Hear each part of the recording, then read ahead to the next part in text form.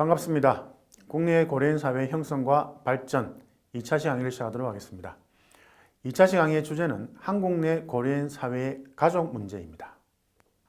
한국에 거주하는 고려인의 체류기간이 길어지면서 가정 불화가 생겨 이혼이 나타나기 시작합니다. 고려인이 거주했던 국가, 우즈베키스탄, 키르기스탄, 러시아, 우크라이나 상관없이 과거 소비에트 연방 공화국 이 지역은 원래부터 이혼율이 높은 곳이었습니다. 고려인 사회도 마찬가지였습니다. 이혼율이 높은 지역에 살다가 한국으로 왔기 때문에 사실 우리 한국인처럼 이혼에 대한 그런 고민, 거부감 이런 것들이 고려인들한테는 많지 않습니다. 그래서 살면서 서로 맞지 않으면 이혼을 하는 경우가 많습니다. 그것이 지금 한국으로 재입국해서 정착하는 과정에서도 발생하고 있습니다. 재입국 초기에는 남편이 혼자 오든지 아니면 부부가 같이 오게 됩니다.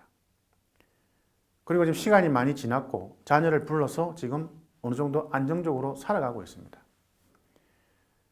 그런 과정에서 일부 고려인 가정에 이와 같은 문제가 발생하게 됩니다. 문제는 이혼을 하든 재혼을 하든 법적으로 모든 것을 정리를 해야 됩니다. 자, 법적으로 이혼을 정리를 하고 재혼을 하려면 다시 거주국으로 가야 됩니다.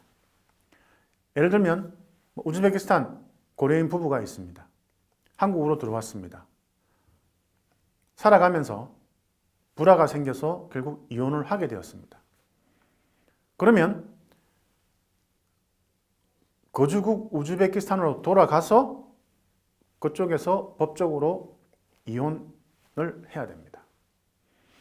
그런데 거주국으로 돌아가는 비용 문제, 그리고 거주국에서 이혼 소송을 해야 되는 그런 여러 시간적인 문제, 이로 인해서 대부분의 이혼을 앞둔 부부들이 거주국으로 돌아가지 않습니다. 그냥 헤어져서 삽니다. 문제는 이혼한 사람들이 재혼을 하게 되는 경우 발생합니다. 자, 예를 들어서 우즈베키스탄에서 온 남성과 카자흐스탄에서 온 여성이 재혼을 하게 됩니다. 법적으로 혼인신고를 해야 됩니다. 그럼 법적으로 어디에서 혼인신고를 해야 되겠습니까? 우즈베키스탄이 되든 카자흐스탄이 되든 혼인신고를 해야 됩니다. 그런데 돌아가지 않습니다. 법적으로 혼인신고를 해야만 한국에 계속 살아도 큰 문제가 없습니다. 그런데 잘 하지 않습니다.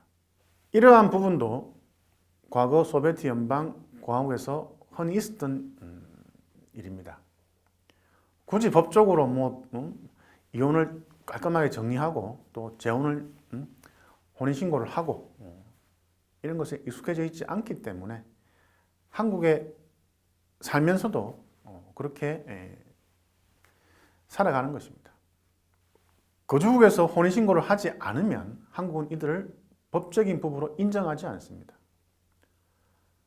결국 재혼한 부부는 사실혼 관계입니다. 이 경우 부부 중 한 명이 사망하면 장례식도 정상적으로 치르기 힘듭니다.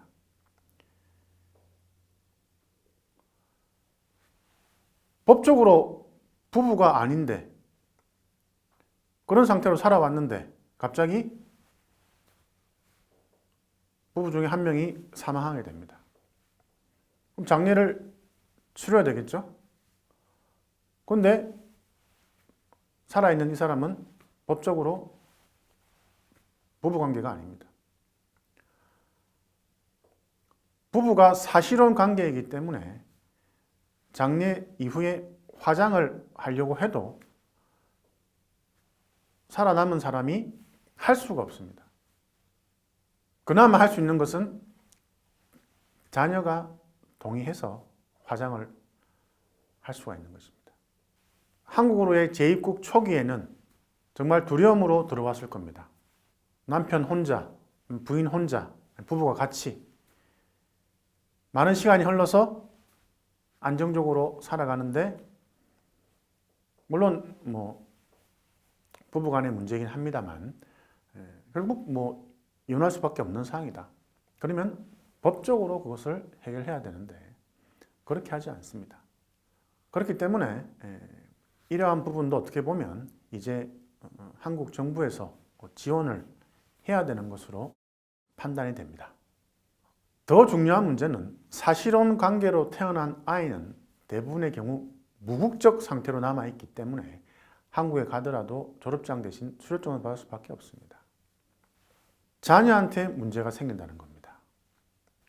법적인 부부 혼인신고를 하게 되면 자녀도 당연히 그 국가의 거주국의 국적을 가지게 됩니다.